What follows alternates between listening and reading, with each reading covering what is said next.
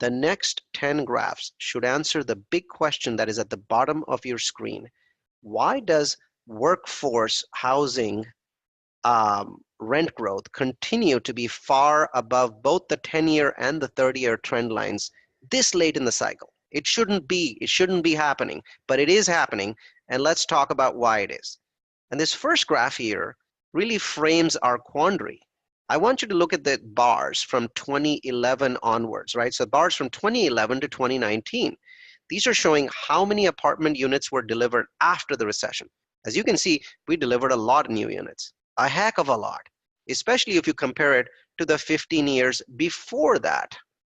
The puzzling thing is that the vacancy rate, which should have shot up as new units were delivered, that's that orange line on the screen, actually declined. So, weird. We built over 1.5 million new units, but somehow magically ended up with higher occupancy rates nationwide, not lower? How did that happen?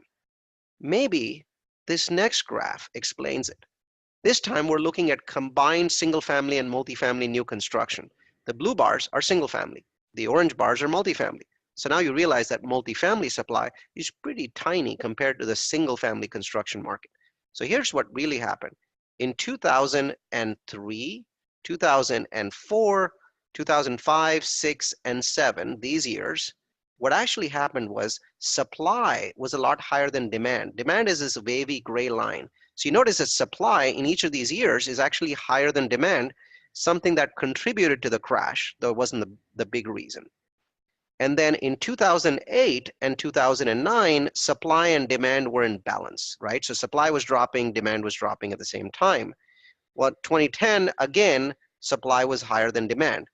But by 2011, no one was doing much construction, single family or multifamily. So the first time supply, since the recession started, now you had a situation where demand was much higher than supply, right? And in 2011, we built almost nothing.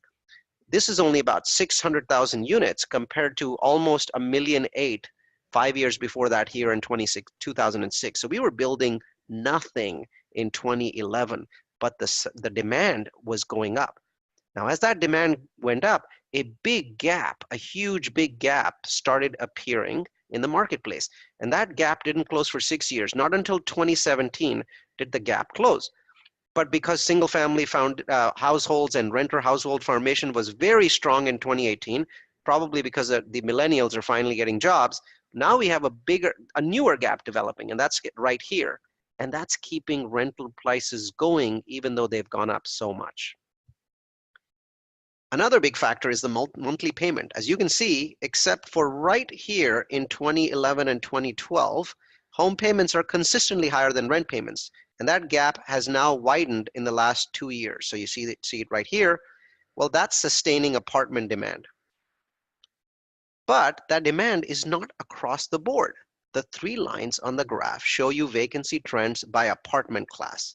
The blue line is the vacancy levels for the Class A new construction, right? And you can see very clearly vacancy levels are moving up. We build more.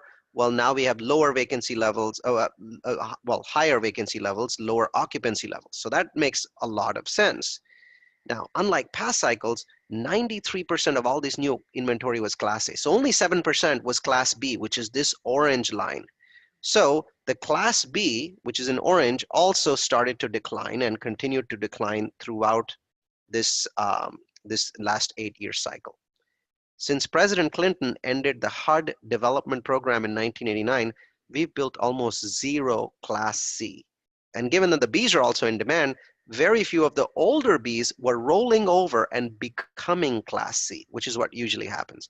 So you see that that Class C vacancy went from a very high 9% to an all-time low of 3.9% today. And since no developer is focused on Class B or C housing, it is likely that Class C will have sustained high rent growth for a while. And speaking of that rent growth, well, clearly Class C rent growth has been strong. That's the red line at the top. Now, keep in mind the historical rent growth average is around 2% over the last 30 years, around 2.5% over the last 10 years. But as you can see, it was very high, so it was above 6%, which is a crazy good number. 4% is champagne. At 6%, you just can't believe your luck. But even after the supply glut came in, and it came in right here, even after it came in, you've got nationwide trends where Class C is over 3%, right? Many strong metros are at double those average levels. Atlanta, Orlando, Phoenix, Las Vegas, all of these at double this level. So they're still around 6%, many of them higher than 6%. You're about to see a list of those.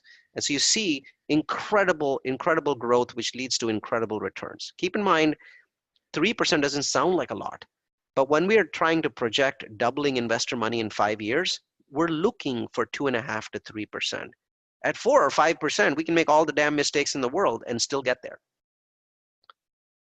Now, syndicators like me who buy a lot of Class C apartments were worried that the incoming supply would take renters away from our properties. What we didn't understand is that only 2% of the median income households could afford the rents of these brand new apartments. That's right. Only 2% of tenants can afford the new apartments that are being built today, which is why the existing stock of the older apartments, the 70s and 80s apartment, has now become such a prize. And it's not that apartment developers haven't tried to adapt. They have. As you can see, in the last 10 years, as rents for the new apartments went up, that's the blue line right there. Well, we also saw new apartments get smaller by over 50 square feet in just 10 years. They were trying to shrink them to make them cheaper. Well, it wasn't just the apartment guys. Single family properties are also shrinking because the cost of construction, both labor and materials, is rising way faster than inflation. And it is this next graph that explains why it is so difficult to fix this damn problem. Look at the crazy increase in construction costs over the last 26 years. The Chinese are building a New York-sized city every few months, and so are the Indians. So steel and concrete and glass and all the other stuff is just not cheap anymore. The graph shows that a room that could be built for $43,000 in 1992 now costs $110,000 to build. We're not talking 2% inflation here, more like 4 or 5%. And that, ladies and gentlemen, makes it very difficult for both single family and multifamily developers to keep building for the common man, And so people like me who took control of those apartments for the common man put themselves in a position to raise rents. As you can see, historically, rents rise at the same level as the consumer price index, like clockwork, right? But now that connection between rents and the consumer price index is broken because of all the things we've just talked about. And that leads us to our last graph in our apartment story, which is about prices. We measure these prices in dollars per unit or per door, as the industry calls them. And if each door costs $100,000 in the year 2008, well, today it costs $160,000. That's just the average. There's lots of them that are $1 million a door. And this makes it very, very lucrative to buy older apartments for $60,000 a door, spend $10,000 a door on fixing them up, and then renting them out to that common man who is completely left out in the cold because of all of these very sad trends. And that, I believe, is the biggest, the most powerful, and the most accessible opportunity in real estate over the next 5 to 10 years. Workforce housing for the common man.